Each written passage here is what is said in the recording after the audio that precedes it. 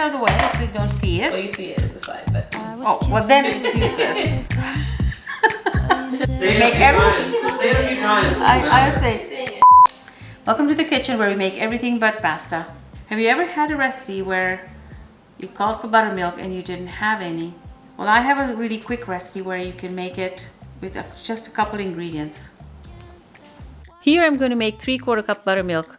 I'm going to use 50 ml of the lemon juice and 3/4 cups of milk. Now it's super simple. Just mix the two ingredients together and voila!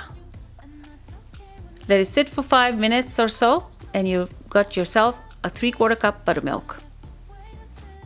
And that's okay with me. Okay with me. Okay.